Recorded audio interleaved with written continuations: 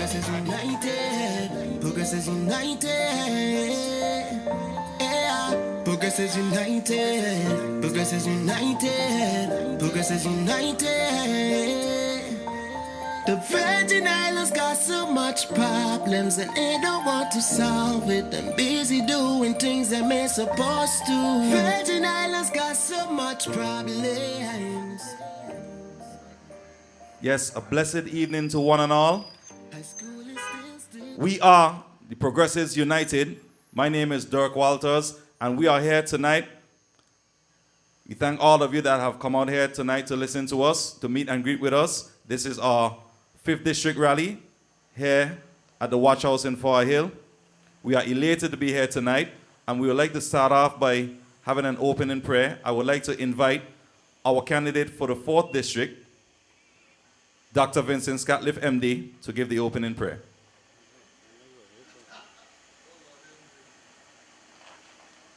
Good evening. May the peace of the Lord be with you. Can we bow our head in prayer, please?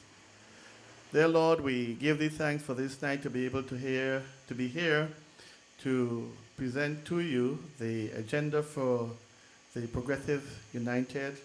Lord, we pray that whatever we say here may rest on your hearts and minds, and that you may consider it, Lord, and that when you go to the polls on the 25th of February, Lord, that you may vote Progressive United all the way, Lord. Lord, we pray that we are a group of men and women who have come together to be service in your earthly kingdom, Lord. Lord, we are bounded by the logo of trust, Lord, and that is what is lacking in today's leadership. Lord, we pray that the Holy Spirit will be with us here tonight, Lord, and that those who are on live streaming, Lord, will hear a message, Lord, and take it into their hearts and mind, Lord, and consider us, Lord. Lord, this we ask in the name of your Son, Jesus Christ, our Lord. Amen.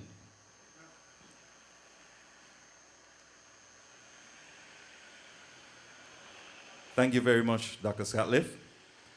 And now, without further ado, as we continue, I would like to invite to the podium Progressives United at-large territorial candidate, Miss Verna V. Smith. This is the people choice. Progressives United. Progressives United. Whoa. But tell you this is the people choice. Good evening, residents of the 5th District. It is indeed a pleasure being here in your presence tonight. We have traveled here tonight to be with the... We have traveled here tonight to let you know exactly what we are planning for the upcoming election. Let me tell you, I came to be here. I am a daughter of the soil, hailing from the 3rd District. My mother, Drusilla Barry Smith, and the late Eduardo Smith. Growing up, I have always been intrigued by politics and interested in helping others in any way that I could. A quality instilled in me by my parents from a very young age. I chose to be with the part of Progressive United because the views of this group align seamlessly with my own. The group believes in transparency and accountability, and the strong need to work and serve the people are values that we need at this present time in the Virgin Islands. The goal is putting the power in the hands of the people where it belongs. We have made this journey here tonight for a reason, because we believe in what this country can be. For me, This journey is about building the Virgin Islands back so that there will be something for the future generation to look forward to. I have worked in the tourism industry for over 40 years, starting humbly as a flight attendant with AirBVI. I have also worked a number of years in the hotel industry at Peter Island Resort. As our economy changes, we will have to put more emphasis on developing our tourism products. I have seen a decline in the traffic at the airport, or high airport fees continue to drive tourists away. This is an issue that we will investigate and address once Progressive United take office.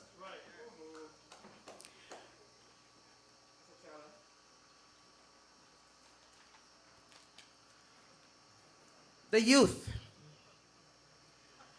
The youth is an issue that is dear to me. The youth is an issue that is dear to me. They are our future. Under the Progressive United, we intend to invest heavily in our youth.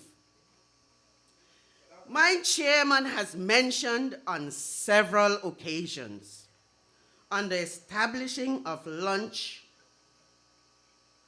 in the schools, and this is something that we must see to fruition.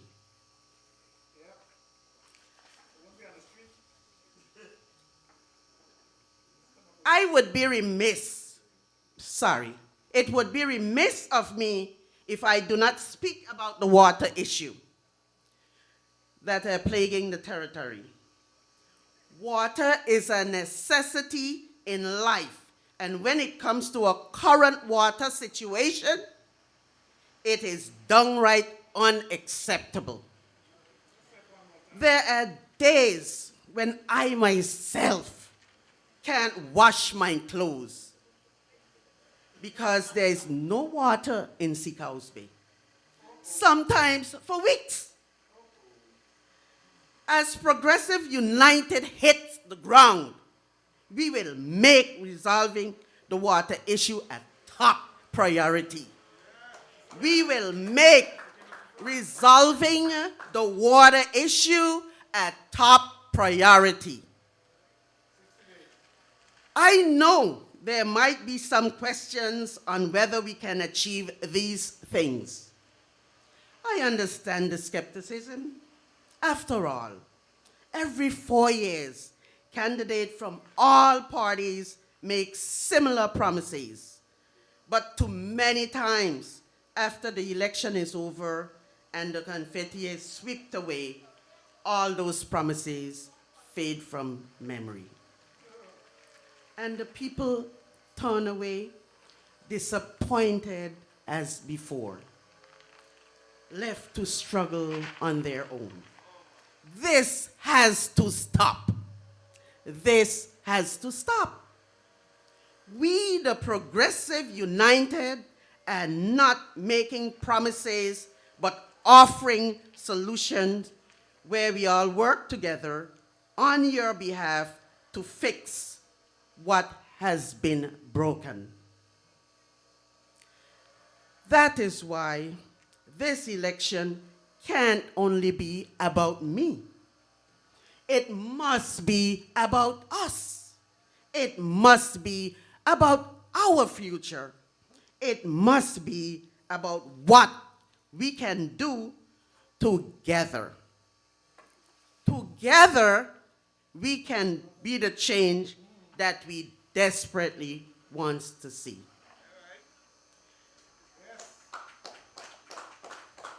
I'll repeat, together, we can be the change that we desperately want to see. remember on February 25th, I humbly ask for your vote. Vote for the at-large Progressive United candidate, Mr.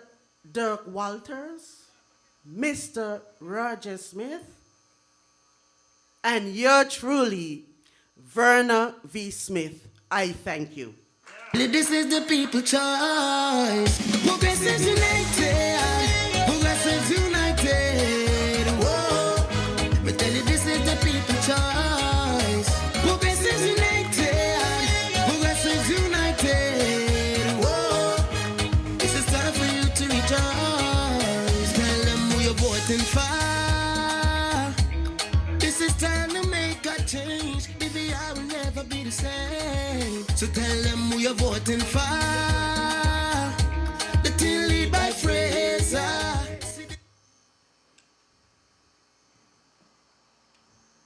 Good evening once again, ladies and gentlemen. I am Dirk Walters, and just today, we have put out a press release stating that I will now be contesting the general elections February 25th as an at-large candidate under the Progressives United banner. My decision was driven by the voice of the people and as a strategic plan for the best possible outcome for the 5th District. I am proud to step up into an at-large position. I've been overwhelmed by the support that I've received, not only from residents of my own district, the 5th District, but also from districts throughout the territory. They have listened to my platform and want to see these plans applied to the entire territory. I believe that my agenda is truly relevant and can be the basis of a national plan. Long before I complete my term in office, there will be a better standard of living for each and every Virgin Islander and a long-term plan in effect for the future growth of the territory for our children.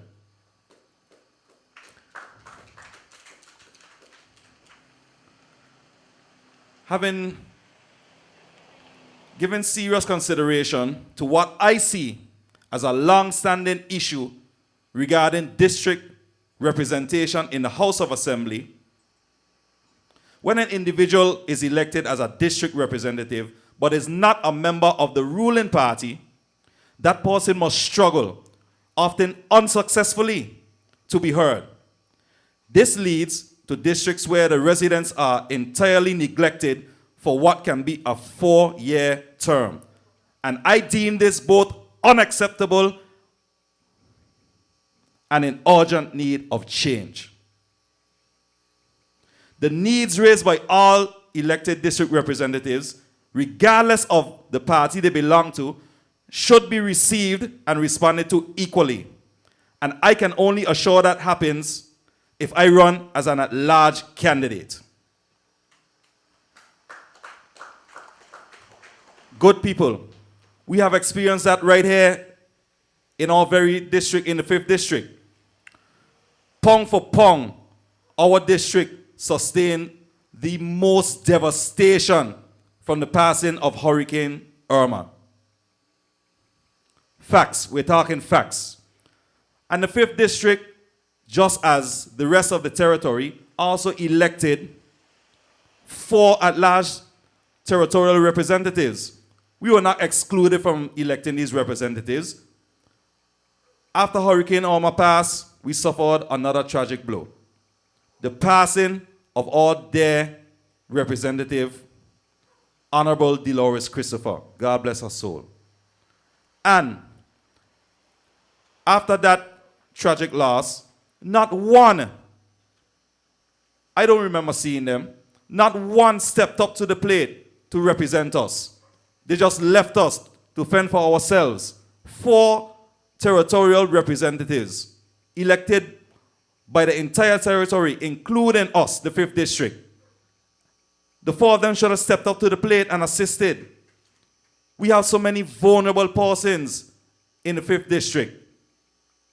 all the devastation and the damage caused by Irma. We have persons that are homeless. Good people, do you realize that even as of now, we have up to 13 persons living in our community center in Long Trench? Up to 13 persons. This is unacceptable. Where is our representation? Why have we been discarded like this? People, we have to demand better. It is high time that we start to hold our elected representatives accountable. That is the biggest issue that I personally have always had with the government. Accountability. We need to start taking our elected representatives to task. And I am here to tell you, residents of the 5th District, you can take me to task. You can hold me accountable. I am not here to make empty promises. As I just mentioned, our dearly departed representative, Honorable Dolores Christopher, I would at this time like to sincerely acknowledge her efforts and her contributions to the people of the 5th District. For she was a true Virgin Islander in every sense of the word. A fighter and a warrior.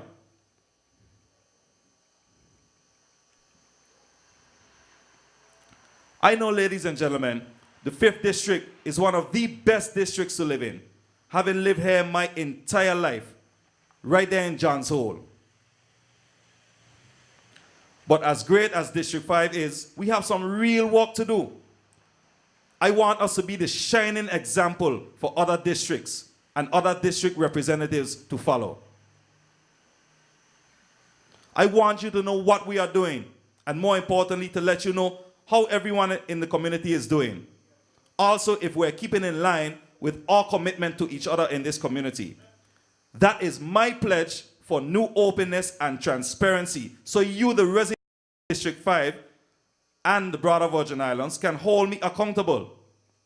I say to you again, take me to task. I pledge to inform you of all matters that will affect this district. You, the people, deserve to have a say in how your government operates, as the people are the ones that truly hold the power. I am running to represent you, the people. I want to be an extension of you. I mean well for you. I mean well for everyone in this district and the broader Virgin Islands community.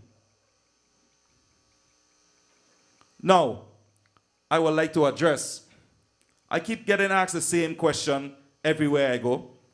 Everyone stops me along the road. Well, Dorky, why Progressives United? Why run with the Honorable Julian Fraser? And I always first answer the question with a question. Why not Honorable Julian Fraser? I have had several interactions over the years with Honorable Julian Fraser, RA, and I know for a fact that Honorable Julian Fraser is a man of integrity and of honor. And like myself, is a true patriot to this country, a true patriot who has a profound love for these great Virgin Islands, the greatest place on earth. Yes, and I will never take that back. These beautiful Virgin Islands are the greatest place on earth.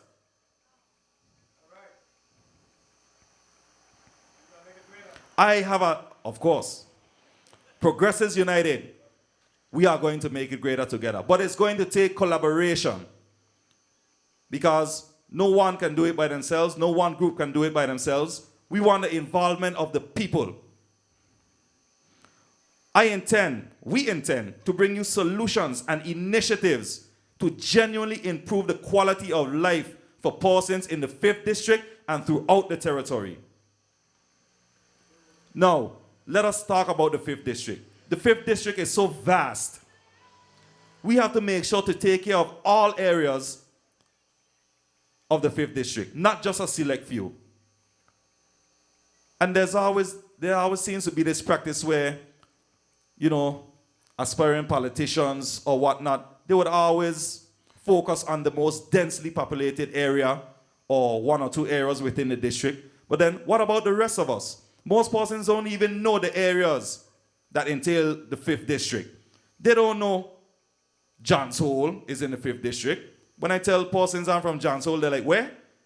You mean Hundon Scott? I'm like, no, Johns Hole. But what happened to Johns Hole? Horse Path, Passer, all up to Johnson, got by the graveyard, Long Trench, Fahie Hill, George's North Side. We have to look out for everyone. Most persons don't even know. Over to Tobacco Wharf is in the 5th district. Now, people, the 5th district is a superpower in this territory. And we have to demand that we are not left behind anymore at all. We live in and we reside in one of the most important economic zones in the territory. Did you all even realize that? Look at Passer. We have 2 of the biggest wholesale retail distributors in the country, in the 5th district. Hotels, museums, gas stations, you name it, we have them. So why are we left behind? Say it again, brother. We cannot tolerate this anymore.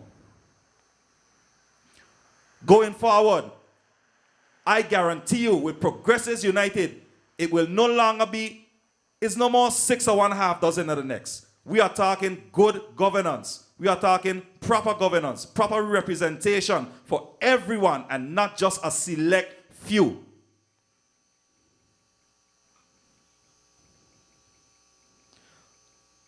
We have to make sure, people, that we continue to live in a safe and vibrant community. We have to make sure that we continue to live in a community that is conducive to the growth and development of our youth. A lot of persons throw out this topic about the youth this, the youth that, but what have they really done and what do they really plan to do for the youth? A lot of our youth are living in conditions that are stifling their development. Many of the parents are out working several jobs, not at home the majority of the time. Some of our young people even witness verbal and physical abuse on a regular basis. We must have compassion and empathy for those of us that may not be surrounded by a loving family or that may be going through hardships that many of us may not understand or cannot relate to. Recreation alone is not enough for our young people. Basketball courts, that's not enough to keep our youth out of trouble. We need to instill in our youth the importance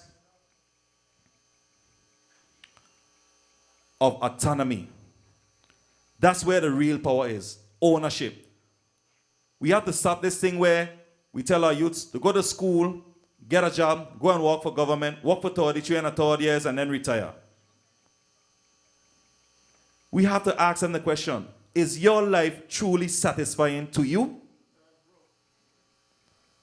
Remember, a JOB means just over broke. That's what a JOB really is. And a cubicle in an office is just your temporary coffin until you get to the real one. We have to start instilling in our youth that they need to learn viable trades and skills that will help them progress through life. We need to start pushing that we want our youth to be entrepreneurs, to own their own businesses. As I said, autonomy is key. Ownership is key. We have a lot of youth in our district that are doing great things abroad, graduates of top universities, doctors, lawyers, athletes. And we need to stop this thing where we always wait until our young people are recognized by foreign entities or other countries before we start to recognize them.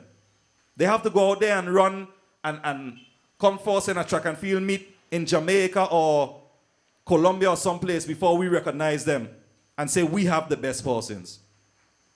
We have musicians here, they have to go to some other country and make a big hit and play for a large amount of people before we say, those are our musicians. I can go on and on. We need to start pushing our people. Why does it take them going away and someone else wants to claim them? Then we say, no, they're ours. They're from the BVI. We have to stop that. Ladies and gentlemen, I want to speak about something now that's very dear to me and important. We have come to a point in this community, it seems, where we're not even concerned about persons in our district who have worked for years to build small businesses. Businesses that are iconic, that are landmarks. We can talk about restaurant owners, stalwarts in our community, like Miss Iris Freeman right next door. Mr. Reuben Vanterpool, who runs a museum right here at Fahie Hill, where you can still get fresh bread out of the brick oven every week. Friday. And we'll be back up here on Friday for some fresh bread. One of the best painters and artists in the entire territory, who gives tourists and locals alike such a great cultural experience. This gentleman has everything growing in his grounds, which he walks himself, by the way, behind of the museum, such as nutmeg, potato, you name it, many more. Our district is so culturally significant. But these persons need help. Government needs to step up and facilitate these persons to get their businesses back up and running. These are icons. They have created landmarks. And we just let them, we discard them. We don't help them out. Can you imagine toiling and working your entire life, saving your money, putting your business together, something that you can be proud of, and then here comes Irma. Yes, she was a natural disaster, but are we going to just let these persons' livelihood and the businesses that they built go blowing in the wind? We have to do better than that. Our environment. And in relation to ecotourism, a lot of persons don't pay enough attention to our environment, people. Ecotourism should be a huge part of our tourism product going forward, as we naturally have the beautiful sites and beaches in our district to promote conservation efforts. The preservation and protection of our natural environment should be a top priority. Emphasis should be placed on building low-impact structures to attract tourists. Structures that utilize the lands as is, instead of altering the terrain. Build within the context of the hillside. Build cottages that are eco-friendly. Right here in our district, we have 2 beaches. We have 2 beaches, namely Rogues Bay and Trunk Bay, where the turtles come in to lay their eggs and nest. This can be part of the ecotourism product, the conservation efforts. When tourists come here, they don't want to see big skyscrapers and all of these things. They don't want to see Burger King and Wendy's and all of that. They want to come to a nice, quaint, cultural village like where we are right here and experience the local, have the local experience. They want to come and sit down, eat the foods we eat, drink the drinks we drink, have conversation, enjoy our natural environment, the beaches, the scenery. Some of these persons come here for the first time. They see a chicken for the first time. They see a papaya tree, a mango tree for the first time. And it's such an awesome experience for them. Now, ladies and gentlemen,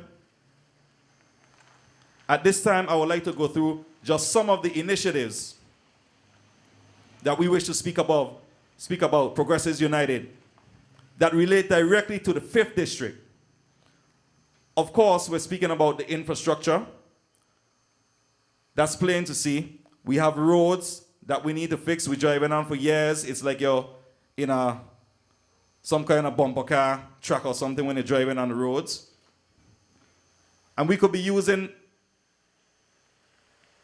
our natural environment for walking trails, bike trails. As I mentioned, Rogues Bay and Trunk Bay. We can walk on paving the road or making some kind of path that tourists and locals alike can be led down there.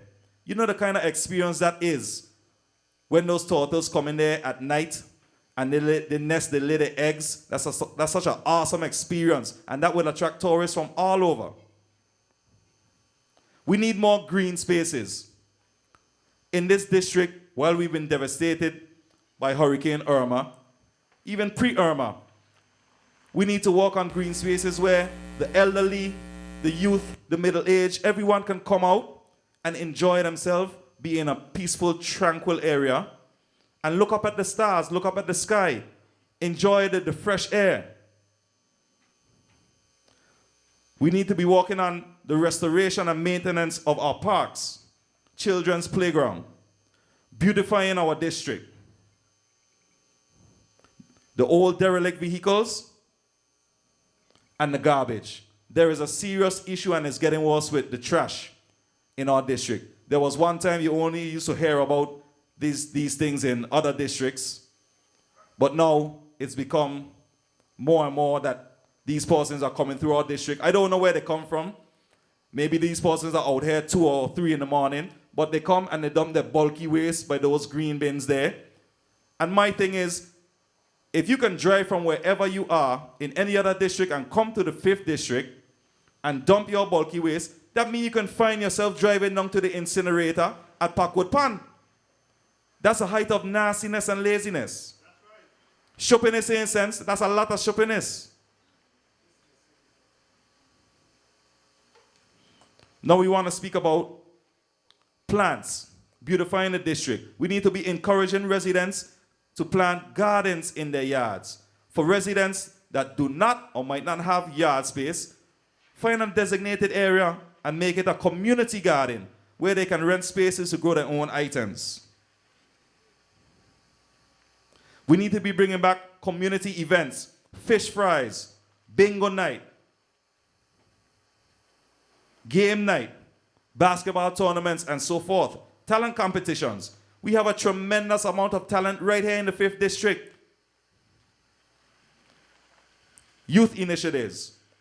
We need to revitalize the community center and team up with other associations to develop academic enrichment programs, drama club, develop music art programs, youth leadership council, develop mentorship programs, Big Brother, Big Sister, Know Your Body, sex education, pregnancy, AIDS and STD prevention, and substance abuse. Also, boys and girls clubs, brownies, girl guides, Boy Scouts, etc. Now, good people, I wish to speak about a group of persons that we oftentimes neglect, that we oftentimes discard in this community, which are the elderly, the vulnerable population. We cannot be discarding these persons. These are the people that built this country. These are the people that built this country, and we discard them. We throw them on the side. We don't pay them any mind. There are so many vulnerable persons in our district. As I said, and I keep repeating, because I'll never stop repeating it, pound for pound, name one other district that sustained the amount of devastation that we have in the 5th district. I will wait. You'll be very good to come up with one. We need to look out for our people. They are so vulnerable. Some of them have no windows, no doors in the house up to this time, with no assistance, no help in sight. Some of the initiatives to help an elderly and vulnerable population: assistance programs, a designated area in the district where seniors can congregate safely in a supervised environment. For example, a church or community center. Disease prevention and health promotion program. Work along with community health services to have a nurse practitioner assigned to the community versus the current arrangement to oversee elderly and the vulnerable population. The benefits of this: it reduces readmissions to the hospital, freeing up beds for critical cases and preventing long admission times. It allows for persons to feel comfortable in their own living space and helps to build a closer relationship between patient and the healthcare relationship. Transportation, fundraising to purchase a wheelchair-accessible bus. Also, meal plans. Involve a nutritionist to work along with low-income, elderly, and vulnerable population families to help develop affordable meal plans. A Meals on Wheels program. Chore and personal assistance. Enlist young people from within the community to assist elderly residents with chores and assist in other areas. For example, washing dishes, sweeping, mopping, raking and cutting the yard, and even grocery shopping. We take these things for granted, people, but something as simple as taking an elderly person to a doctor's appointment, a dentist appointment, simple things. We all, unfortunately, don't come from tight-knit, close, loving families.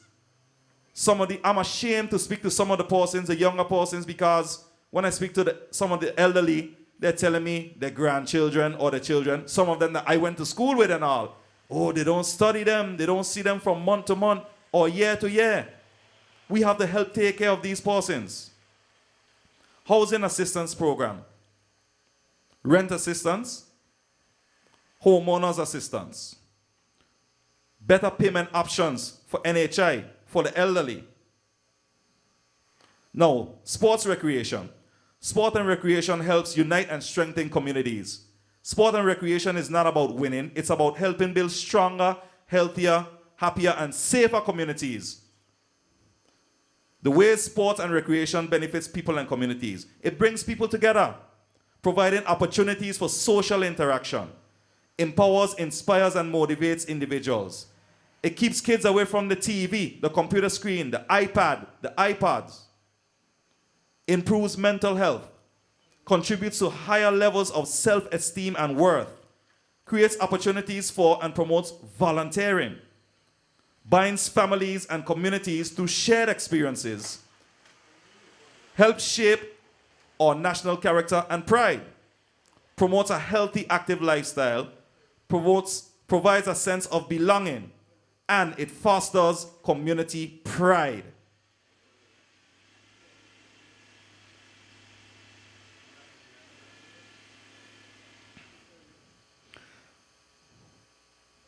Can help to prevent cardiovascular disease, diabetes, and some cancers, which are much more prevalent in our society today than ever before. Some teams that can be developed within the 5th district and have friendly competition throughout the district and compete during other tournaments are t-ball, baseball, basketball, track, tennis, soccer, chess, swimming, biking, and sailing. And speaking of sailing, we are the sailing capital of the world. Now, we need to be making sure that our people, Virgin Islanders, are involved in the marine industry as much as possible. We are surrounded by water. We have so many marinas. In the 5th district itself, the moorings is part of the 5th district. When you go by the moorings and on the other side where you have the yacht refurbishing and all of that stuff, when you look there, a whole ton load of guys are there working. And these persons are from countries such as South Africa, Australia, and New Zealand. But how many of our persons, our people, are involved in such? We need to be making sure that we take advantage of the maritime industry as much as possible. How many locals own a yacht, much less a marina? We can work together with places like the moorings to conduct sailing schools, get our young people involved in marine refurbishing. How many of our young people are marine surveyors, marine biologists, any of those things? Lucrative careers. We should also be focusing on building careers in professional dance, music production, recording, live song engineering, songwriting, and publishing. Also, entertainment law with a focus on intellectual property rights, copyright, etc. Now, sports tourism. There are a lot of persons throwing around this thing about sports tourism, but how far are they really willing to go? First and foremost, we have to fix the very facilities, sporting facilities that we have right now. And there are a lot of other sporting that we could tap into. We have the RC boat racing. We have archery. We have a lot more different sports going on now in the BVI like never before that our young people especially are interested in. Also, we have bike clubs. For instance, we have the 284 Revers, which is a bike club, and they promote safety. They promote and endorse safety and discipline, responsibility in terms of having a bike club, riding. You know, there are a lot of persons that have this thing against big bikes in the territory. But it may be the time now for us to possibly look at that law, that restriction of the size of the motorbikes being 125cc. We have responsible persons that have experience, and we need to look at that, because why hamper those persons from having a certain size bike just because maybe 20, 25, 30 years ago, one man was through the street making a little noise. Everyone shouldn't suffer for that. Also, go-kart tracks. These are things, these are initiatives that can bring in visitors into the country. They do it in places like St. Croix, St. Thomas, Puerto Rico, St. Martin, Trinidad, Jamaica, all these other places. We need to look into other forms of sports and entertainment that will bring persons into our country. Because everyone is going to make money. Everyone is going to eat. The bars, the restaurants, the taxis, the ferries, the planes, the government revenue, everything.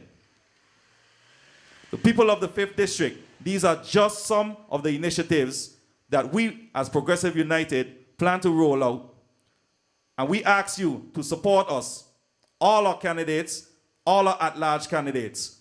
Ladies and gentlemen, my name is Dirk Walters. Thank you for listening. I now invite, I just saw him, I now invite our other at-large candidate, Mr. Rajah Smith, to the podium to address you.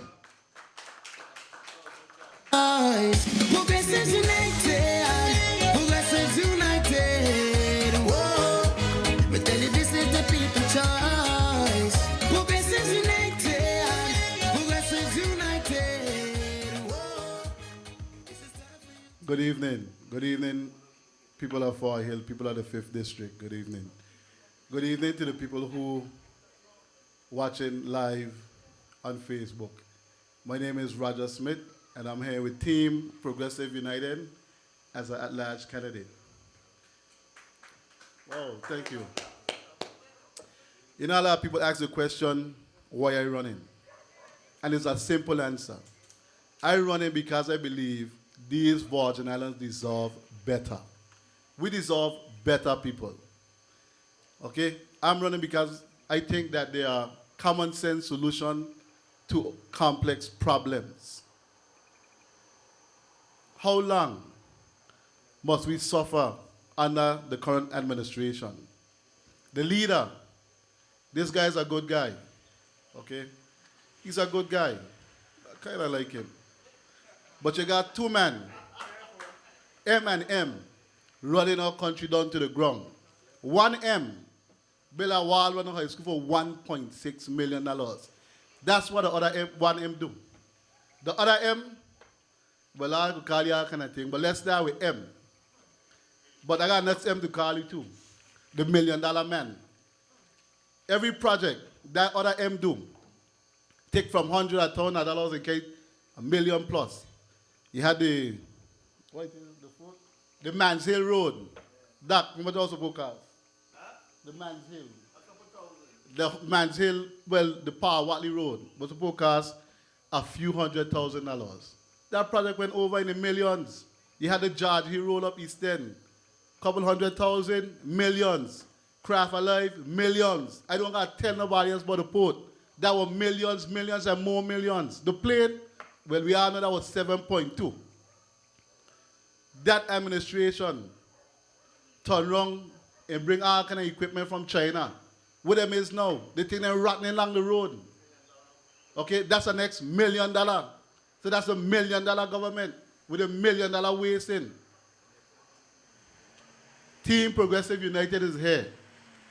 People of the Virgin Islands, you have a choice. You have a choice. You can say no to our weak economy. You can say no to our funded schools. I know I here in Fahie Hill. but I'm a territorial candidate. But Antigua and Just Van Dyke needs a doctor. Those islands need a doctor.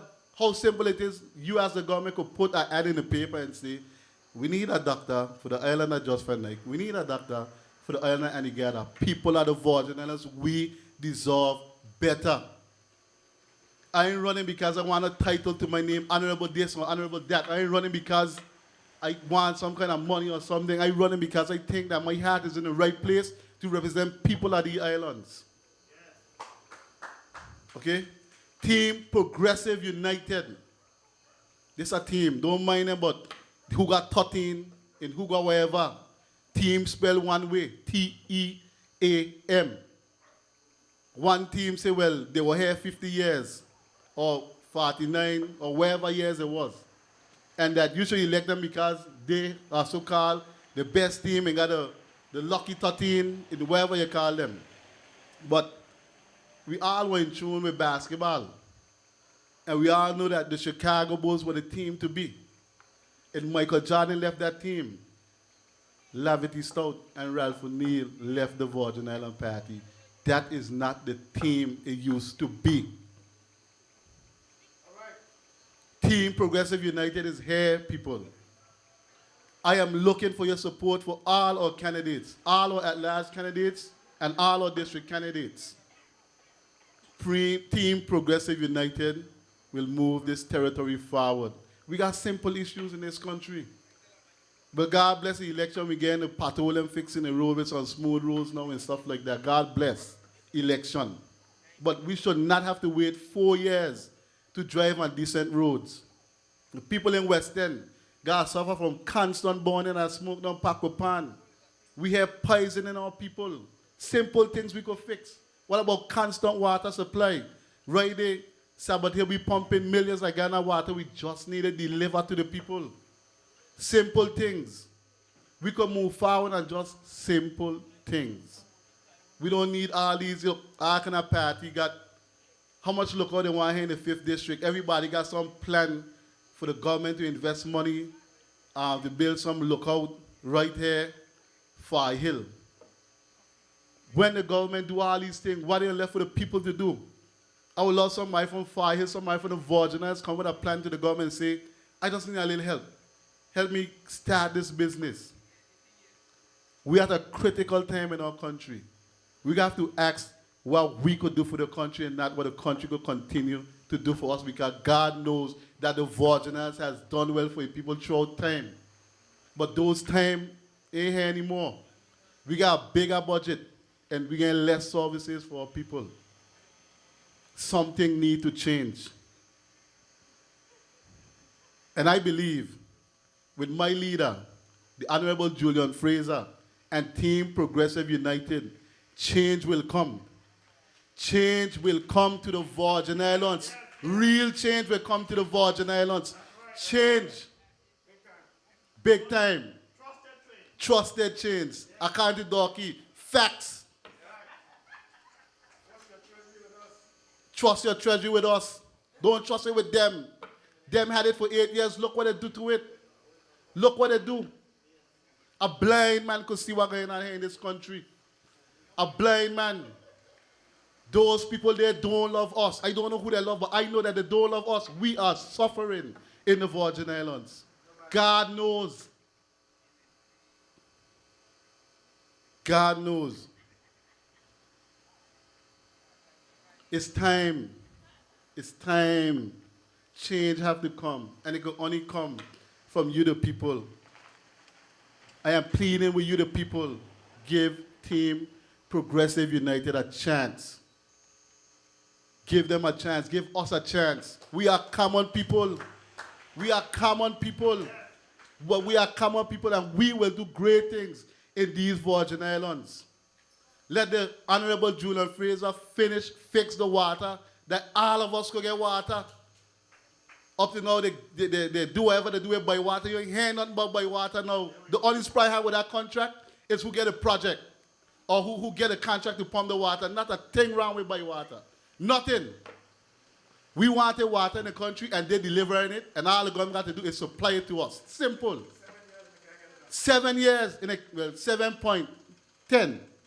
I like to say this is a 7 point something government because they give it $7.2 million. The leader of the next party, he was there for 7.10 years. 7 years, 7.10.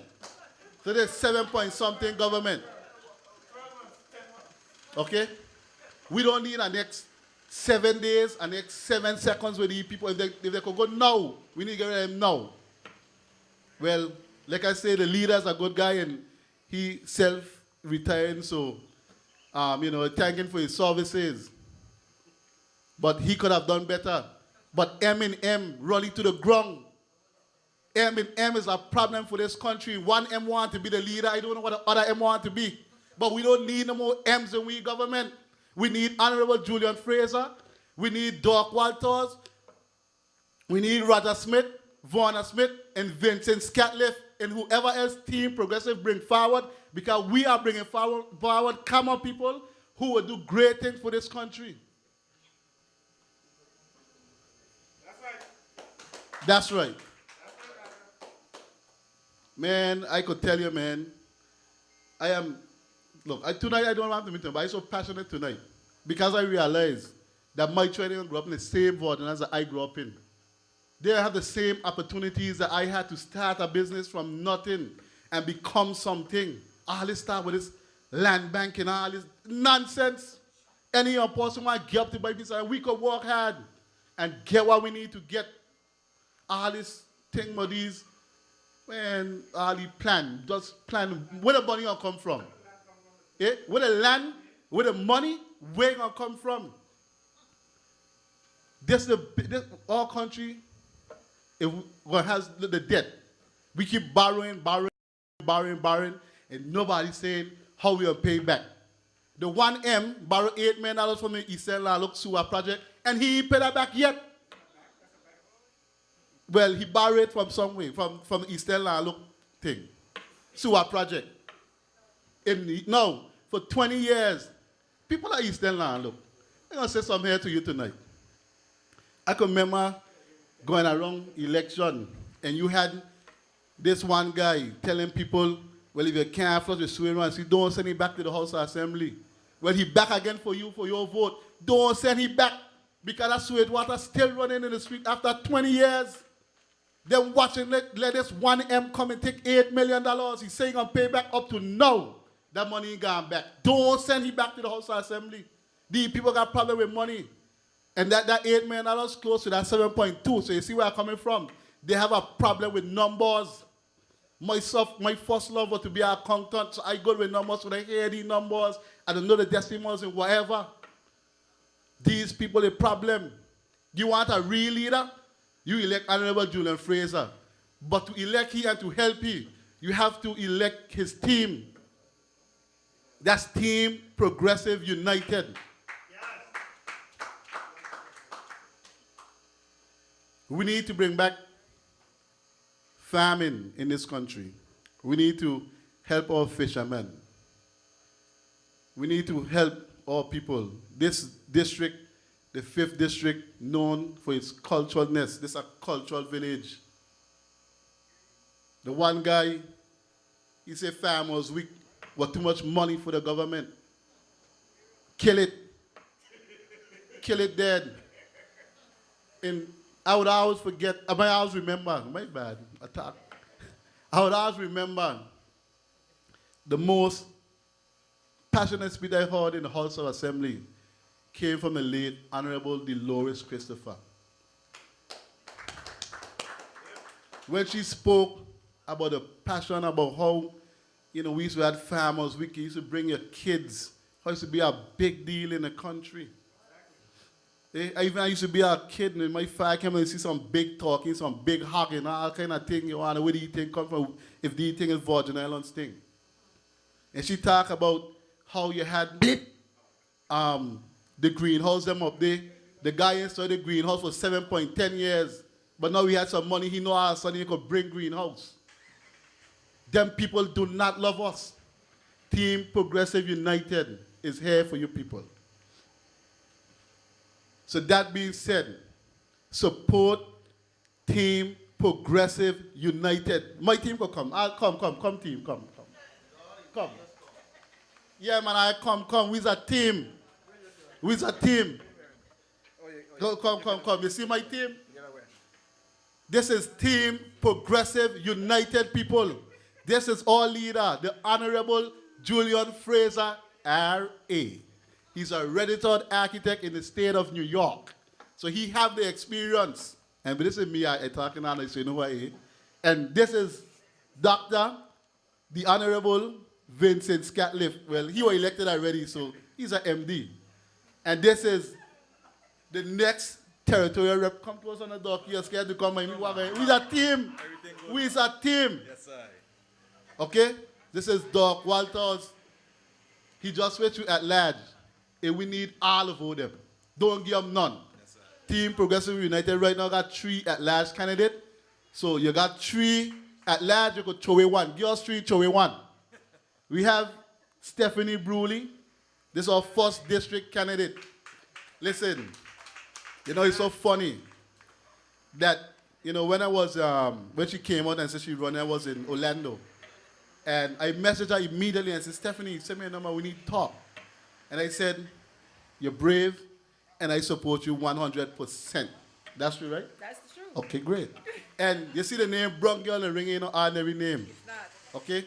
And I remember, you know, I'm a fan of boxing. When Muhammad Ali came out against Sonny Liston, the odds was 7-1. Nobody thought that Sonny Liston, that Muhammad Ali could have won that fight. Yeah, but I am a fan of Muhammad Ali. But I'll tell you this, so what was so funny? But on February 25th, 1964, Muhammad Ali shocked the wall. Brown girl in the ring will shock the Virgin Islands.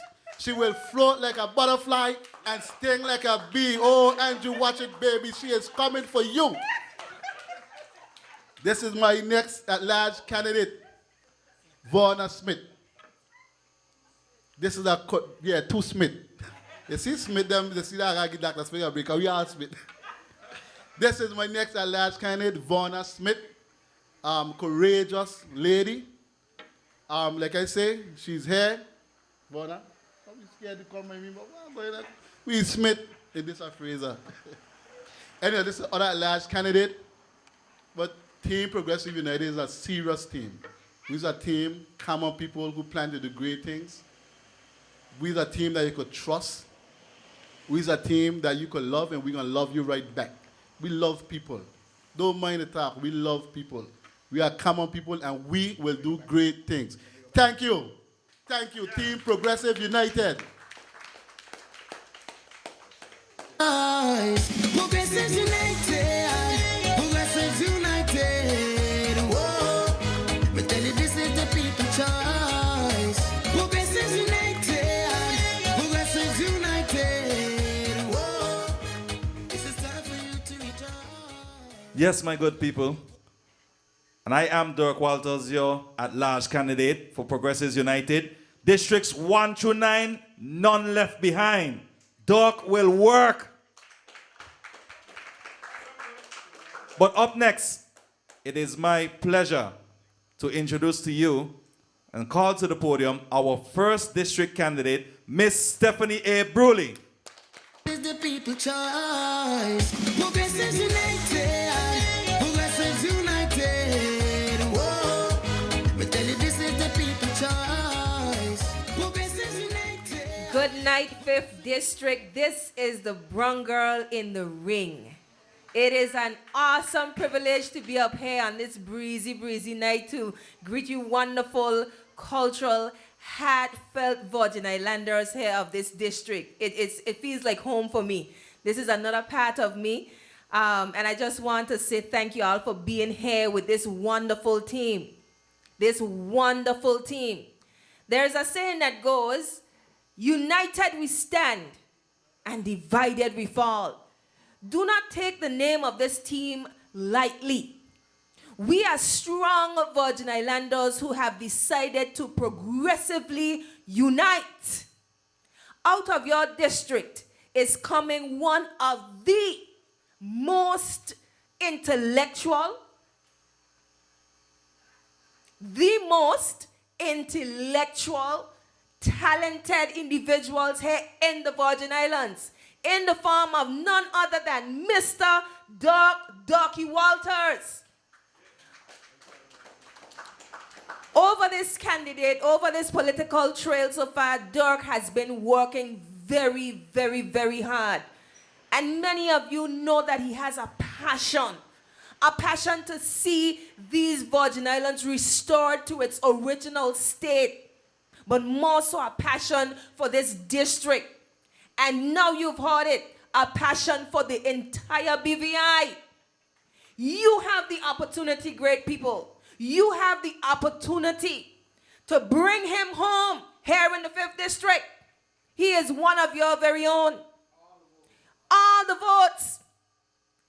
We have, you heard the team, but I have to reiterate it again. There's too much packing in this team. Doc is going to give you the passion. Verna is going to give you the stability. Rajah is going to give you the raw facts. And when you put that team together, you're going to have a full house. A full house ready to do it for the next legislative council, for the next House of Assembly, for these Virgin Islands. Do not take it lightly. We are standing under a leader in the name of Honorable Julian Fraser, who I have yet to see somebody as passionate as him for these people and for the people of the Virgin Islands. If you are looking for a man who will do whatever it takes to stand up for the rights, we've been raped too long. If you're looking for a man who will stand up for the rights of these Virgin Islands, check the Honorable Julian Fraser. Don't debate me. Don't debate me. Yes, that deserves a round of applause.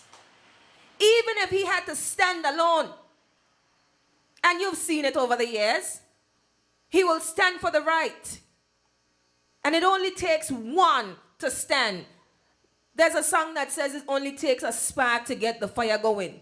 Well, his little spark has ignited this Progressive United team. And we are designed to get the fire going for the restoration of these Virgin Islands and its people. We can do it. And we will do it. We're going to do it. I ain't hearing no team. We're going to do it. It's either you believe or you don't believe. We can't do halfway. We're not half-stepping. We're going all the way. And we have the Dr. Vincent Scatliffe. Now, you know, I used to go to the doctor, and every now and again, Dr. Vincent Scatliffe would be my attendant and stuff. And I'm wondering where this man get this fire from.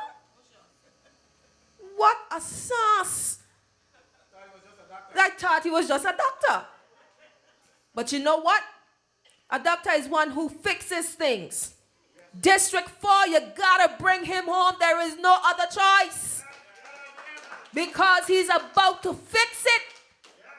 We have been suffering too long in that district. Right or wrong, Doc? Have you put together the diagnosis? Yes, sir. And we have the solution? Yes, sir. Yes. We are ready. Yes, we are ready. And you have none other than your brown girl in the ring. There we go. We're going to bring it home. But tonight, District 5, I am counting on you. You've heard our issues. You've seen them. More than anybody else, this district had suffered loss. Where is the heart for the people? You have found your man. You have found your team. You have found Progressives United. Coming out of this district, you have a man who is backed by a team that will work. And Dirk will work, and we will work. Verna is going to work. Don't mind how you see us simple enough. What is a quiet dog? Ay, ay, ay, ay, ay. Easy dog, bite hard. Don't take it for light. Rajah is a powerhouse. When you talk about men on the ground, check it by Rajah. And you have the one and only dog. You've seen how much waves he's made in this district alone. Now at large, the waves are going to be a rippling effect that is going to resound throughout these Virgin Islands. Watch and you will see. 5th District, man, the facts man, the everything man. Tonight, I am here in support of this wonderful team, this fiery team. You check our colors? Fire. This fiery team that is about to get this Virgin Islands back to where we are supposed to be, for the Virgin Islands, for the people of the Virgin Islands, people of the 5th District and wider Virgin Islands. I encourage you, vote Progressives United, vote Dirk, and he will work. Thank you.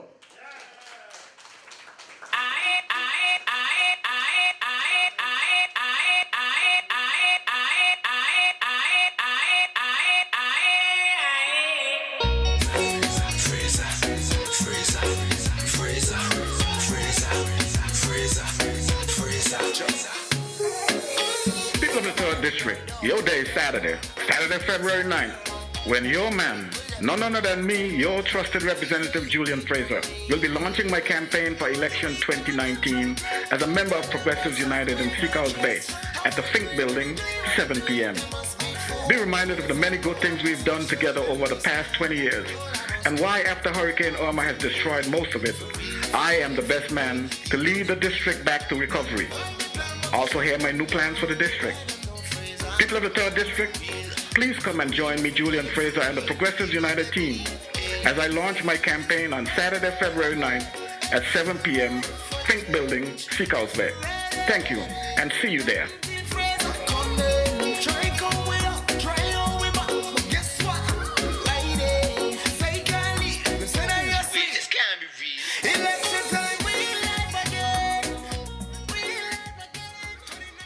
Yes, ladies and gentlemen, I would also like to make mention right now, our schedule for the remainder of this week for Progressives United. After tonight, on Friday evening, 6 p.m., we're going to be at the bandstand in the 4th District in Rotown for the grand launching of our 4th District candidate, Dr. Vincent Scatliffe, MD. So don't forget, Friday, 6 p.m., the bandstand in Rotown, 4th District is the place to be. And Saturday, we are launching our man in the 3rd, the Honorable Julian Fraser, R.A., at the Fink Building in Seacoast Bay. It's going to be great. Make sure you come out, bring out your families, be informed. 7 p.m. Saturday. People, this is very important. Be informed, because I will say this. Understand that this election, February 25th, is the most crucial and critical election in the Virgin Islands history. Make sure you do your research. Make sure you check for yourself. Don't listen to propaganda. Listen for yourself, research for yourself, so you can make an informed and educated decision going forward and vote the entire Progressives United team.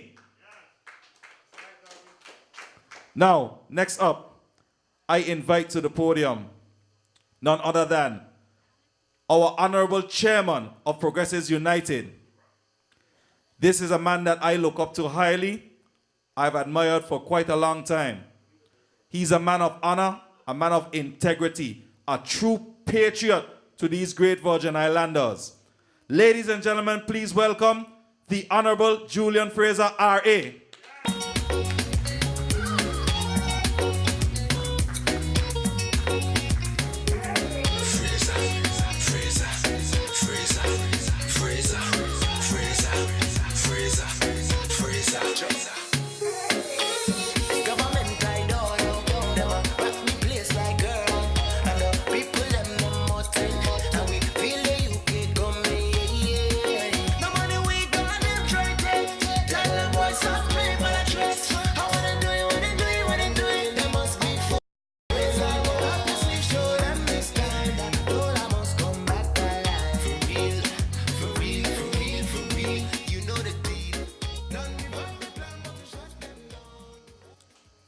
Good evening. Yeah. Couldn't think of a better place to be than right here tonight. You know, my good friend, the past representative she said she was joking in the House of Assembly about the road she traveled to get to the house.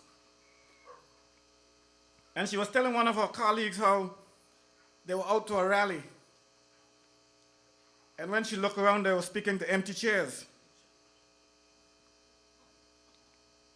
So she could laugh and talk about it because she ended up in the house.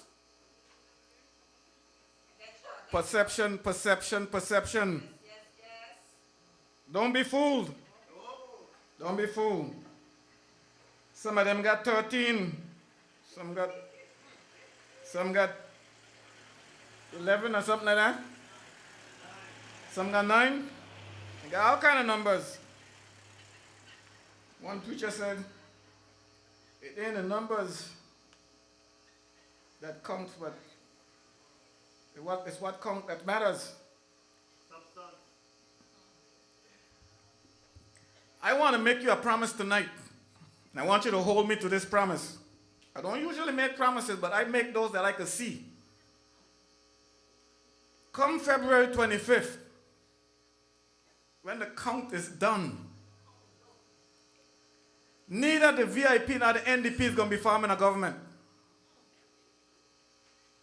Take my word for that. If it happens, you know, we used to say boil can't grow.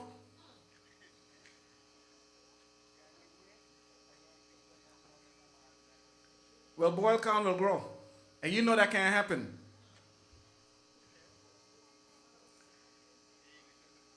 Let's talk about what Rajah started here tonight about conscience and the unconscionable. After the passing of your dearly beloved representative, traditionally what would happen if someone from the House of Assembly passed, there will be something you call a by-election.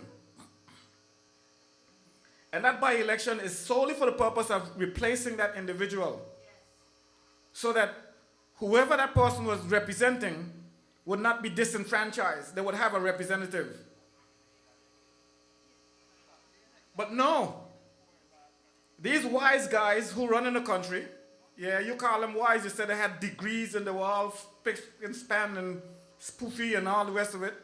While when we look at guys like me, we look like you, so you don't kind of give me the credit that I deserve. You know, they talk about a prophet in his own country has no honor. So I didn't look good enough.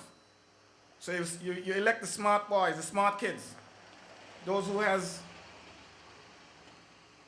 drives Lexus and Mercedes Benz. Like I can't afford one. So they, in their wisdom, decided to bypass the thing you call a by-election and go straight for the general. Now what has that done? It left you, the people of the 5th district, without a representative, and you call that being disenfranchised. And anytime someone disenfranchised you, you need to go and look for that day you call payback time. Payback time for you is February 25th. But there was more to it than that. In this business that I am in, called politics, and the business that my colleagues here wants to get into, you got to have some things you call, cojones. Because you're going to run into all kind of people. And if you can't stand up to those people, you're going to fold. And I have constantly watched my government, your government, the one that represents us now, fold. They folded when the governor went into the treasury in the consolidated fund and took money out. Signed his own warrant to take money out from the consolidated fund. The first time in the history of the Virgin Islands, something like that happened. Then you have all these issues that are plaguing us. Cruise ship pier project that needs auditing. The governor requesting audit on these projects. A little while around the high school, he requesting the Auditor General to audit it. And you know when you are under scrutiny. You remember when you were a child and you know your mother is going to beat you. You're at your best trying to avoid this beating. So here these guys are, afraid of the governor because of all these things he has hanging over their heads. And they fold. No one could tell the governor, Governor, no, the people of this territory elected me as their government. And after the passing of the representative for the 5th district, there must be a by-election. There is no price that is too high for democracy. So don't come and tell me that, oh, because a general election is with insight. So why should we waste money? Waste money, they call it. For your representation, they call it wasting money. But they could give away $7.2 million, send it in the cloud. Huh? Send it in the cloud, but never came back. But for you to get representation, it costs too much money. I said BS to that. Pressure. That's what caused them to have this general election and bypass the pressure. No one with what you call it to tell the governor, listen, this is our country, let us run it as we see fit. The Constitution asks for 13 members in the House of Assembly, 13 elected members. So you know that this general election constitutionally could have gone down to September. Yes. Do you know that? But here we are in less than a month. It's less than a month since the time the Premier asked the governor to dissolve the House of Assembly to election. Why are they doing this to us? This is the second snap election in 2 terms. The second one. People got things to hide. People are afraid of things. People are afraid of things. The potential for an indictment over that high school wall is still imminent. The potential for an indictment. Are you afraid that you might be indicted while you're rushing this election? And I got it in for the commissioner of police. Commissioner, you've been given a document by the governor a long time ago. What's taking so long? The people wants to know. I bet if that document was on Julian Fraser, you'd have been hearing about it every day, every morning, every night. I didn't hear y'all. I said if that document was on Julian Fraser, you'd have been hearing about it every day, every morning, every night. There's a bias in this country, and it needs to be unfolded. There's a bias in the country. Corruption is too rampant in this country. It needs to stop. It has to stop.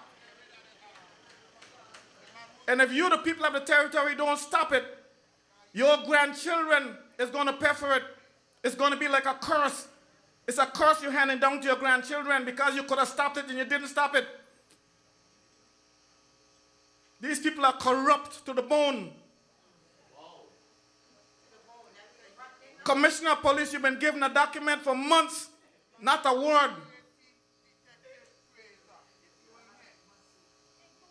We got to stop this thing. That's why I'm here. I am here by choice. I choose not to be with any of those organized, long-standing parties. To be here with a group of virgins, untouched. These people don't know what corruption is, and as long as I'm head of this group, they will never know what corruption is. We're not taking anything from anyone. I call on my colleagues who are running other political organizations to limit your campaign contribution to $10,000. It's hard for a man to come shaking you down about $10,000. Because if you divide $10,000 among 13 candidates, it's less than $1,000 each. You can't come for that. But when they give you $50,000, $60,000, you know what that means. Some of them even want to sleep in your house for that kind of money. And when they get you bending so far back, they could probably do it. Listen, I could talk because I know, like I heard Ducky saying to me some days ago, boy, I could sleep. You say, you ask my wife. When I go home and I lay down in that bed, she said, 5 minutes, you hear, And his wife wanted to know somewhere wrong with you. He said I could sleep. I ain't got no skeletons. I don't have anything to worry about. I could sleep. Check me. This is a small place. The Virgin Islands is a small place. I live in a big city with 8 million people. I could have slept then. I could sleep now. I don't worry about a thing. So when I tell you that I'm clean, I mean it. Of course, you're not able. I was in court one day. I was in court. Someone took me to court. It was myself and like 6 others for something they said that we did. And I know I didn't do it, so I wasn't worried. I had a lawyer anyway, but you know, good sense tells you take a lawyer with you. And where came Tortola? I saw a guy came in the courthouse giving evidence. And I saw the judge, and this guy is lying through his nose, his teeth, every part of his body is lying through it. And I see the judge taking copious notes. And I'm saying to myself, my goose cock. And the guy, listen, the guy said we had a political rally at a particular place on a particular night. Never happened.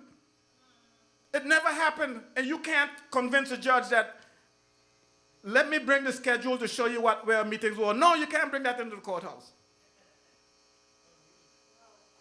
Corruption is all over.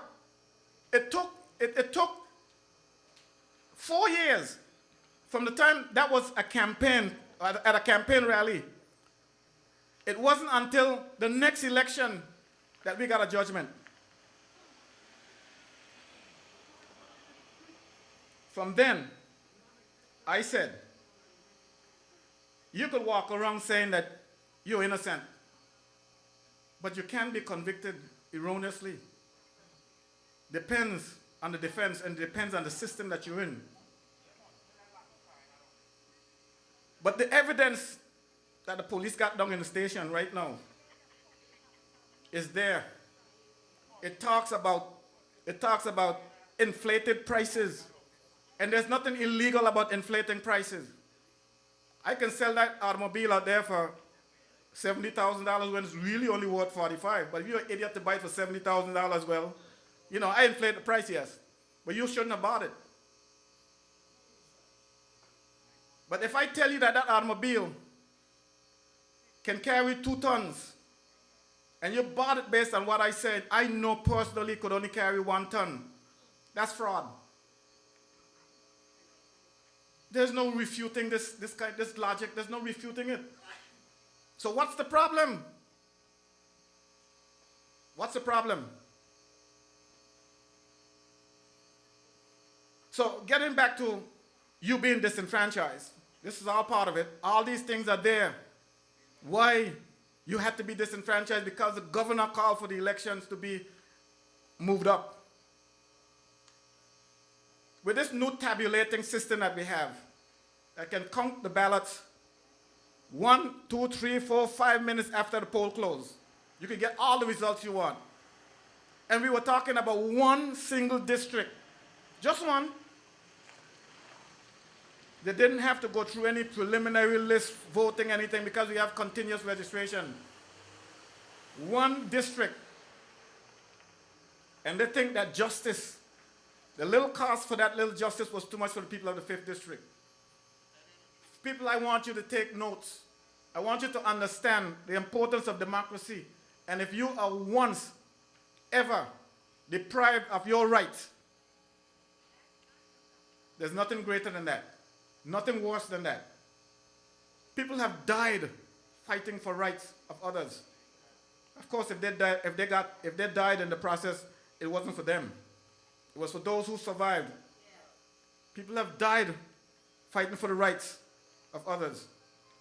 You know, I made a statement, and I'm sticking by it. I said that the curriculum of the BVI should include American Black history. Some people chose to omit the word black and I say it should have American history in it. Case in point, People who have died fighting for the rights of others. Died. And when you talk about Medgar Evers, all these guys, Martin Luther King, Frederick Douglass, you're not talking about, these are American icons, African American icons. These are people, the Virgin Islands are part of the African diaspora. And if we don't get to the point where we can understand how people fight for their rights, we will never fight for our rights. It's all about fighting for your rights.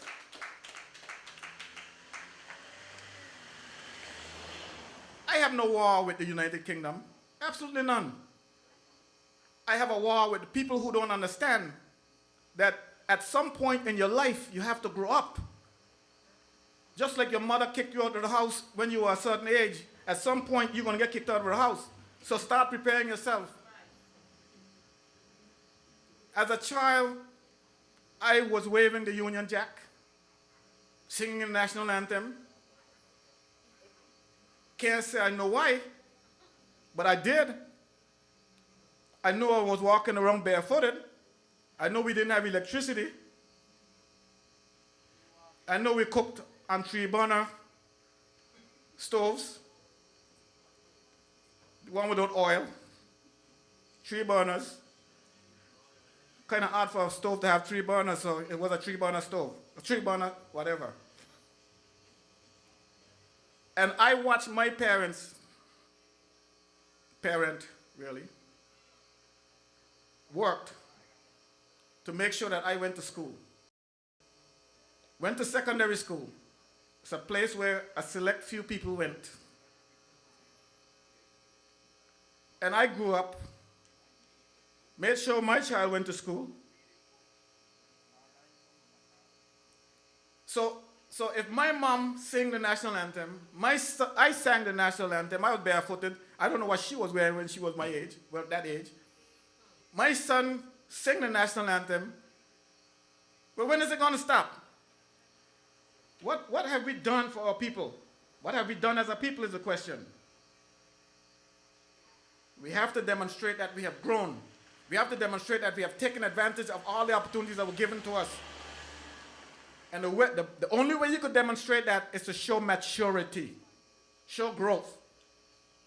It is not good enough for us to get up in the morning, brush our teeth, comb our hair, put on our clothes, go to work, come back home, and do this over and over and over until you reach what year? How many years you put in the government? 33 and a third? It's a cycle. Someone needs to break the cycle. Don't allow your government to rape the treasury and keep you down. Let the government take the money in the treasury to give you opportunities, and opportunities alone is not enough. They have to make it clear for your path into the jobs, the leadership position on the jobs. Right now, you got this glass ceiling. You can only get but so high. Forget the men. No man is going to work for 33 and 30 years for your government. None. They're all quitting after they put in their first 15 years or so. Only the women. Thank God for women, else all of us would be broke.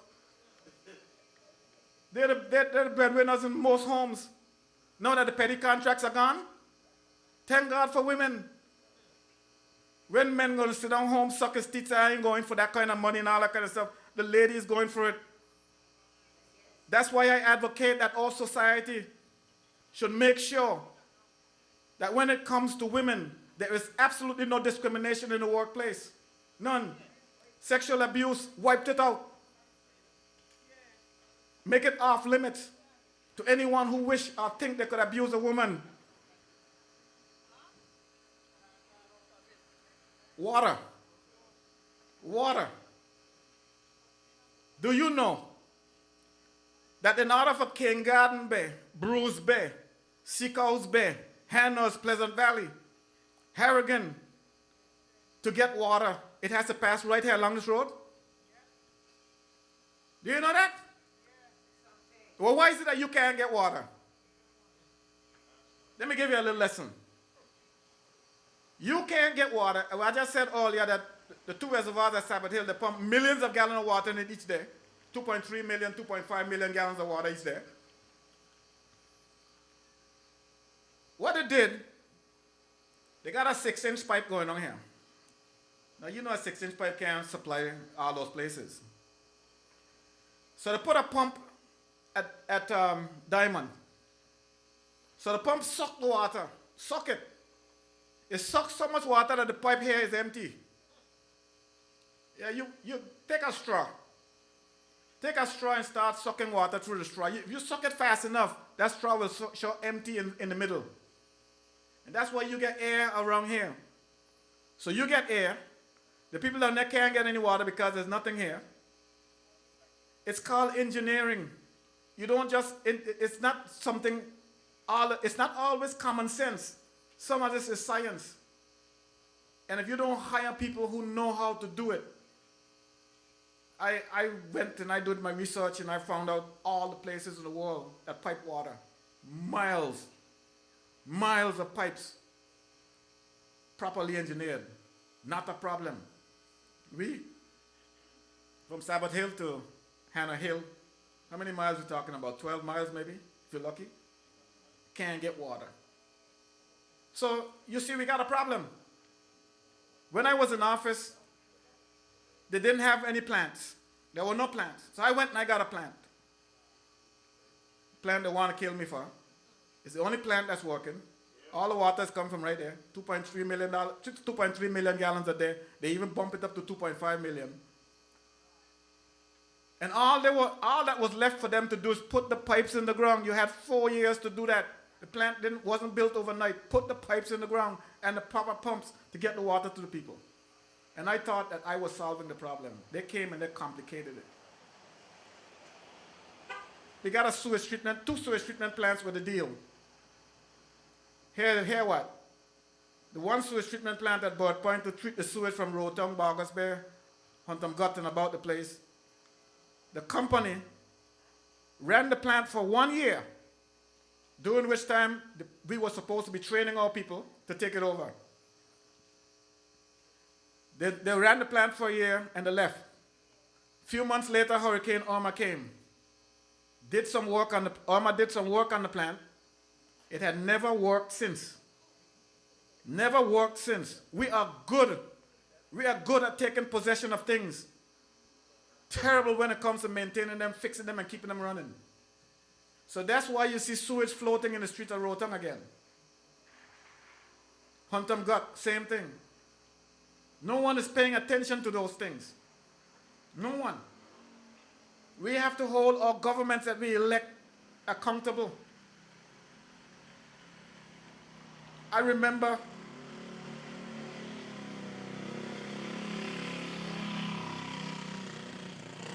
having in my community, which you had also, a budding after school program. Budding after school program. I had a community center that functioned well.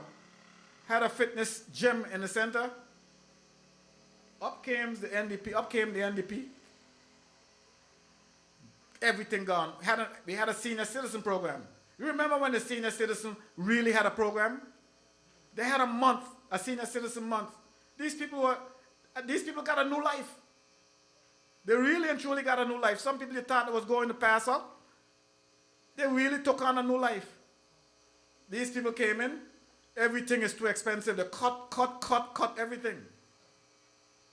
Well, this Progressive United is here to tell you, quality of life must return to an acceptable level. Under this administration, it must return to an acceptable level. We can't have our people living like, well, they have to live a decent life. And it's not going to happen unless government gets involved and makes sure it happens. We can afford it.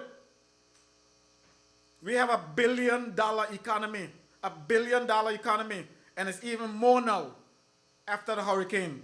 Because with all the insurance money that's pumping in, all this Recovery and Development Agency money, it's more than $1 billion now.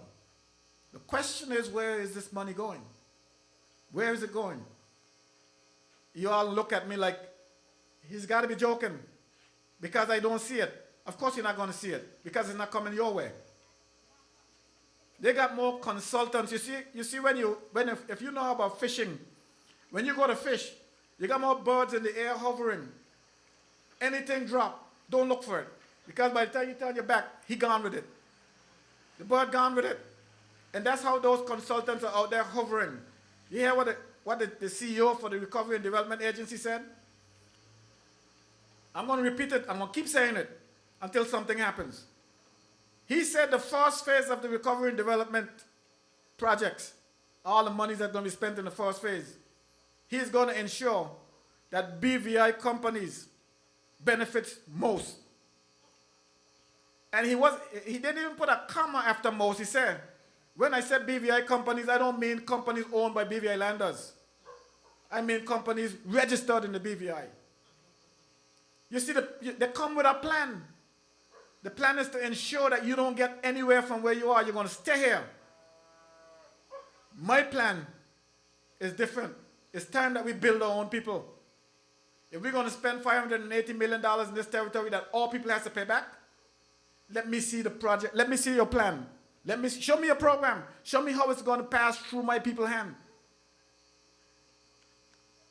If you get $1, your neighbor will get to see that dollar at some point because you're going to spend it with your neighbor. And another neighbor before he leaves the country to buy material or something. Because you got to eat. And I know you don't like to cook. So you're going to buy food.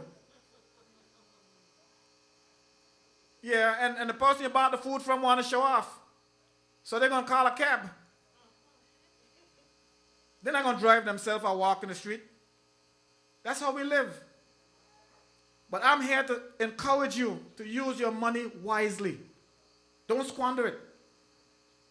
God granted us with a gift called financial services. That gift was supposed to enrich all of us. But what have we done? We squandered it by living large. Now, here we are. Most of us got nothing to show.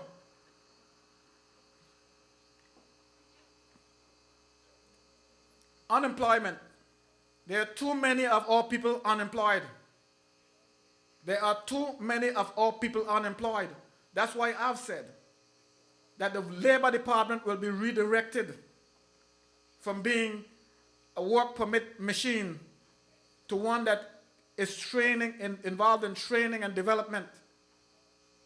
I didn't say they're not going to issue work permits. I said it's going to be redirected from one that's focused exclusively on that to training and developing people so that we can reduce our unemployment. I would love to see 0% unemployment in this territory. Someone was reminding me today how they've been out of work for 6 months. How can you survive? There's no unemployment compensation in this territory. How could you survive for 6 months out of work? That's why I've said earlier, and I'll continue to say it, if I had a choice between, for a person who had a business and a home, if I had a choice to assist in the recovery of one of those, I would assist in the recovery of the business so that person could have an income. They could always seek a shelter from the neighbor. But you can't go to your neighbor too often to ask for money before he kick you out. So we need to concentrate on having full employment in Virgin Islands. We can do it. Our economy is big enough for it. But you got to have a caring government. Nobody's going to do it if they don't care. As long as government see you laugh, smiling, and you're kind of happy in their face, they will go back in the ivory tower and forget you. Meet you somewhere at a bar and give you a drink, and that's supposed to take care of you. Show them that you're worth more than that. Youth empowerment. My plan for the youth, Progressive United plan for the youth of this territory, is to ensure that there's a path for them to the leadership role in this country. And when I say leadership, I don't mean in politics only. I mean leadership in business. I will see to government, along with the businesses, see to cadres of youth being trained, educated and trained for the leadership roles in the different industries that they take on. If you take banking, for instance, you know, I'm a guy who said things that needs to be said. And there are others who, well, they're probably bots, so they can't say these things. I remember in 1969 going to work for a bank. At the time it was Virgin Islands National Bank. When I went to work in that bank, there was a manager called Harold Vanterpool. You can deduce from that where he's from, who he is, and all that stuff. Harold Vanterpool's from right here, right up here in this area, a Virgin Islander.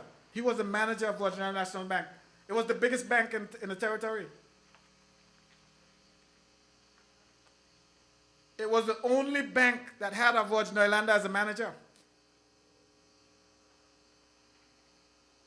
And you're telling me, if any one of you is smart enough to calculate how many years ago that was, I can't comprehend those numbers now. To this day, all banks don't have Virgin Islanders as a manager.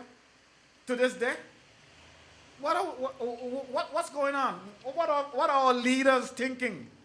How do you grow your people? And I'm not just picking on the banks, cable and wireless, Floor, whatever the name is. Don't have Virgin Islanders running these companies. If you go anywhere else in the Caribbean, go anywhere else in the Caribbean and show me. Show me who's running these businesses. It's because the governments are looking out for their people. No, we need to grow our people. We need to grow our people. What we do, we give them scholarships and send them off to school. And they're on their own after that.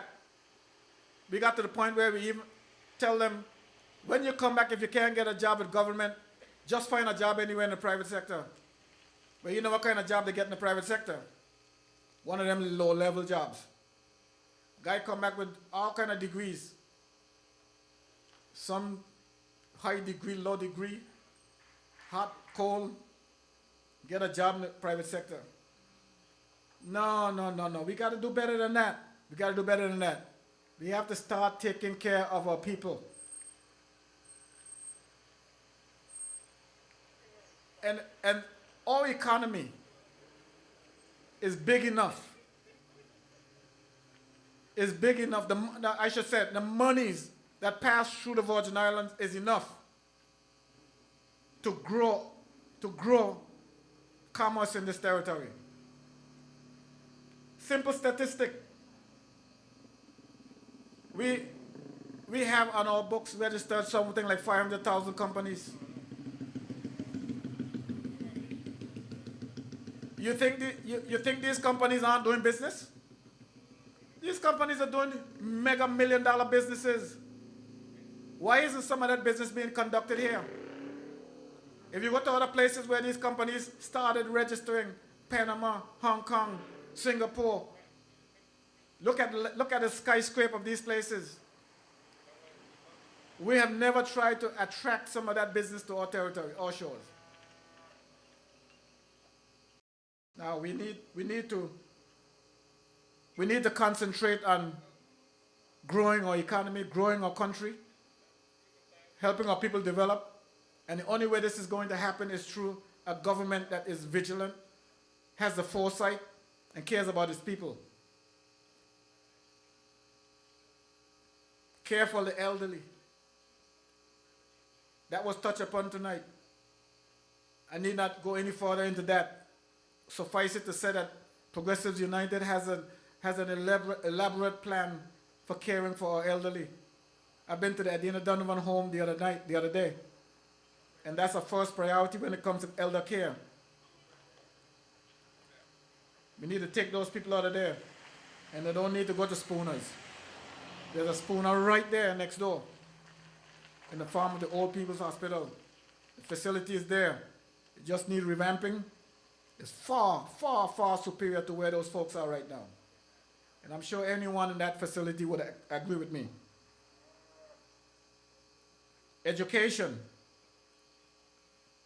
I said before and I said now, we need to establish our own standards for our educational system. We are of age. We're old enough to have our own educational system as opposed to piggybacking on others. It is time that we complete the process that was started a long time ago to have our schools accredited. I also said that Progressives United will ensure that every high school, public high school, will have a lunch program. We can afford it. Ask me where the money is coming from, I'll tell you. Everybody like to say, how you gonna afford all these things? How you gonna afford them? Go tell the guy who sent the 7.2 in the cloud. Ask him where he got that from. Financial services. That's our backbone. And if we are not astute enough to do the things that are necessary to keep it, we can very well lose it. We cannot afford to do that. We cannot afford to lose it.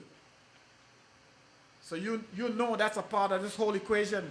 When it comes to selecting or electing the next government, make sure you put people in place who can preserve those entities that the Virgin Islands need so badly in order to survive. And financial services is one of them. Constitutional advancement. That's something that's on the agenda for the next administration. Who do you want to go to London to negotiate on your behalf the next constitutional advancement of this territory? Think about it. Who has the experience, who has the background to negotiate on your behalf what's best for you, the people of the Virgin Islands? Think about it. I'm offering myself as one such person.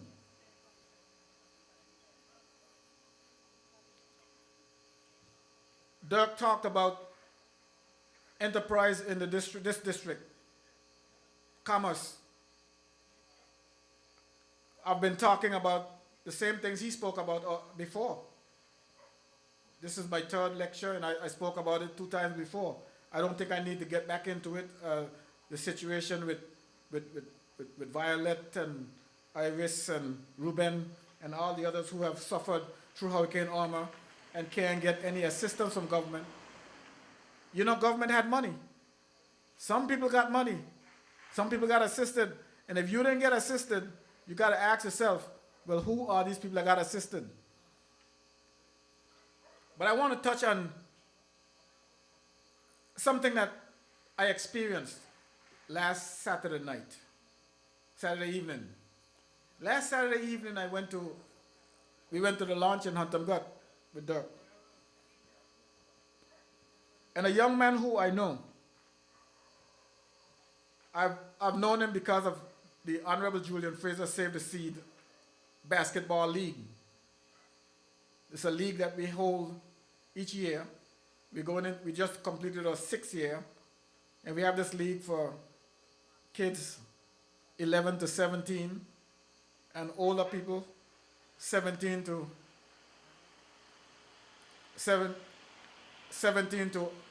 way up. Some of them a little old, too old. But it's the only game in town. It's the only game in town. But I know this gentleman because he comes by there and he makes himself noticed. Put it that way. And so we know him well. So he came and he called me. And he said, come. And I'm dressed in my suit. Shining shoes. And all I'm hearing, the guy said, come. And all I'm doing, looking where he carried me. Through some rocks, dirt. I got to go down a little hill. And I'm saying, where we going? Come. I got down to the foot of the hill. Sliding, almost fell down. I got my computer under my arm and all kind of stuff. And now we're going through some little trailers. And all I said to my wife before I left, if I don't come back, this is the guy I'm going with. And I'm going through between some little trailers, and all I'm saying to myself, well, Jesus, thank God I lived in America, so I wasn't scared to that point. So I'm following the guy, and I'm going. I said, well, where the hell he taking me? Where's he taking me? One trailer there, another trailer over here, and another trailer there. I said, come. And I went. And I saw another guy. And I saw a third guy. I said, okay. Well. Then I looked to my right and I saw a chicken farm with hundreds of chicken in that farm. And I said, my God, I stood up and I folded my arms. And then they gave me a tour. The one guy was there showing me how he's putting the plucker together, he's putting the warmer together, he's putting everything together, and the rinser and all that stuff. And I was so amazed. The name of the company is VI Poultry. And the name of the guys are Kimball Watts, Jeffrey Durant, and David Sosana. These young men, I said to myself, I said to the young man, I said, this might very well be the best thing you ever did in your life. He said, what? I said, by telling me this. And I pledged, if Progressives United was to be successful, or myself, people like those, ordinary guys unassuming, you would think that they have no ambition. They need help. Those are the kind of people that we should uplift. He told me that he went to government and asked them for some land at Paraquita Bay so that they can establish their farm, and they were denied. But you go up Paraquita Bay, everybody who got a lot is in bush. We got to do better. We got to look out for our people. We have to help them to grow. And people who has the initiative, that needs to be built upon. And this is one such enterprise that Progressives United has an interest in. And I know there are many others. I just happened to be at that place at that time. And this gentleman knew me, and he called me. He knew that I would be somebody who would take an interest in it. And I want to say this to all the folks here in the 5th District this evening. It's been a wonderful time that we had here this evening. Like I said when I first started, I couldn't think of any place that I would like to be other than here tonight. And I had a good time. Thank you, and good night.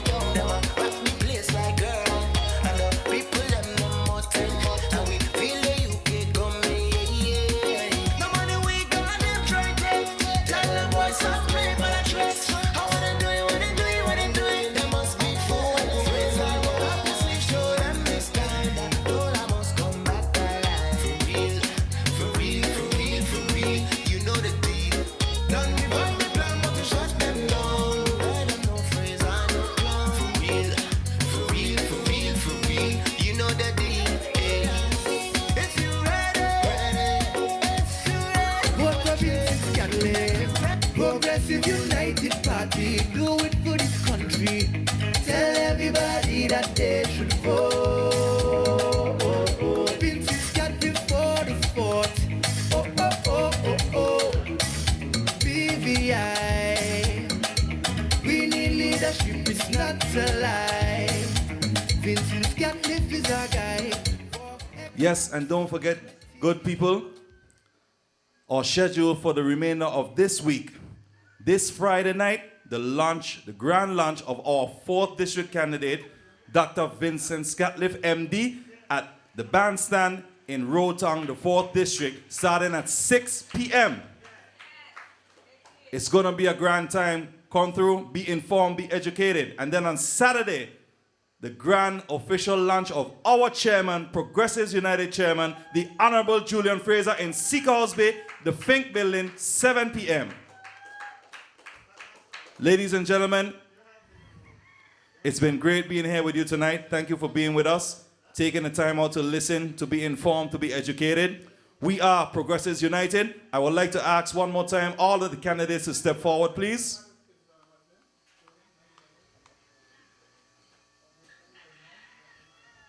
I don't know if they can hear me in the back. I would like to ask all the candidates to step forward one more time, please. Doc is doing a diagnosis? No. And I would like to reiterate something to everyone here.